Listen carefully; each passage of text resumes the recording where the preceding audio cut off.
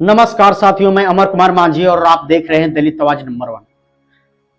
आज मैं आपको किसी किताब की कहानी नहीं, आज मैं आपको उस महिला की जिंदगी सुनाने जा रहा हूं जिसकी वजह से भारत की करोड़ों बेटियां आज स्कूल का दरवाजा खोल पाती हैं।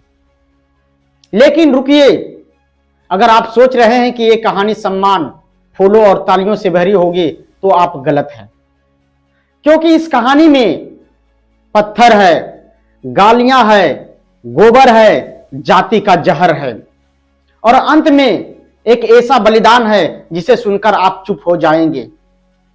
इसलिए वीडियो को अंत तक जरूर देखिए।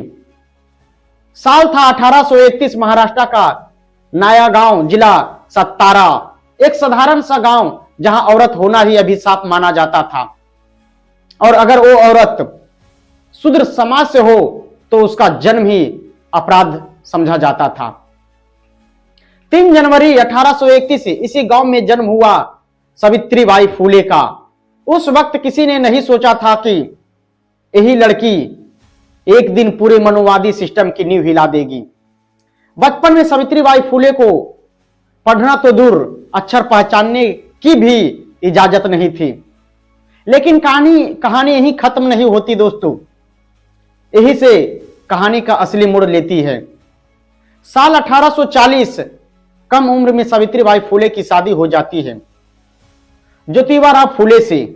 अब ध्यान दीजिए, यहीं से सस्पेंस शुरू होता है, क्योंकि उस दौर में पति का काम होता था पत्नी को चुप कराना, लेकिन ज्योतिबा फूले पत्नी को पढ़ाना चाहते थे। रात के अंधेरे में तेल के दिए की रोशनी में ज्योतिबा फूले सावित्रीबाई फूले को अक्षर सिखाते थे और जब सावित्रीबाई पढ़ने लगी तब समाज बौखला गया। पर यह तो बस शुरुआत थी। 1848 पुणे के भिड़ेवाड़ में भारत का पहला बालिका विद्यालय खुलता है और अब जरा सोचिए, उस स्कूल में पढ़ाने कौन जाती है? एक शूद्र महिला सावित्रीबाई फूले। बस फिर क्या था, समाज ने ऐलान कर दिया ये औरत धर्म नष्ट कर देगी। जब सावित्रीबाई फूले घर से स्कूल निकलती थी, लोग रास्ते रोकते थे, पत्थर मारते थे, गोबर फेंकते थे, कहते थे पढ़ाकर जाति बिगाड़ देगी। लेकिन सावित्रीबाई फूले रुकी नहीं। आपको पता है वो क्या करती थी? अपने थैले में 2 साड़ियां रखती थी। रास्ते में गंदी साड़ी हुई तो स्कूल पहुंचकर बदली और फिर बच्चे को पढ़ाया। सोचिए दोस्तों, ये शिक्षा नहीं थी, ये रोज की लड़ाई थी। लेकिन कहानी अभी और गहरी होने वाली है। सावित्रीबाई फूले लड़कियों के लिए नहीं रुकी। उन्होंने कहा अगर शिक्षा सबकी नहीं तो ये शिक्षा नहीं, पाखंड है। उन्होंने दलितों के लिए स्कूल खोले, विधवाओं के लिए आश्रम बनाए, बाल हत्या रोकने के लिए केंद्र खोले।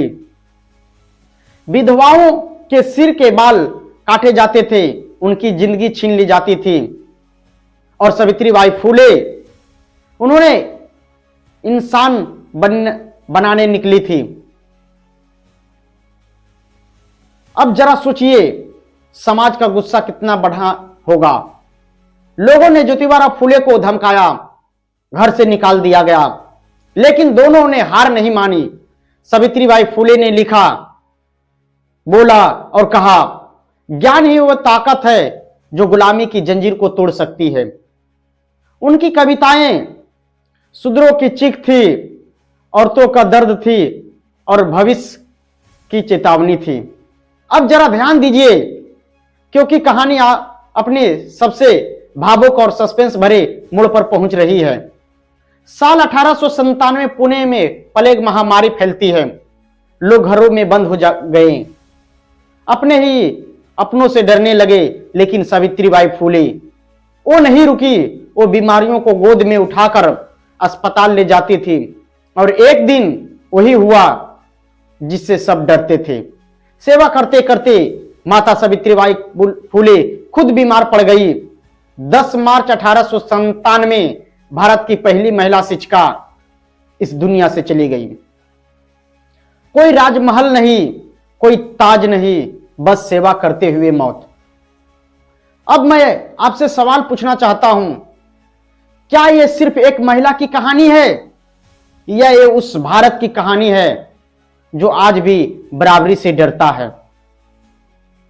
अगर आज भी किसी बेटी की लड़ाई, आज भी अगर किसी बेटी की पढ़ाई रोकी जाती है तो समझ लीजिए सावित्रीबाई फुले की लड़ाई अभी खत्म नहीं हुई है। अगर आप चाहते हैं ऐसे सच्ची, कड़वी और जरूरी कहानियां हर दिन सुनना तो दलित आवाज नंबर 1 चैनल को सब्सक्राइब करें, अभी सब्सक्राइब करें। जय सावित्रीबाई फुले, जय शिक्षा, जय समानता।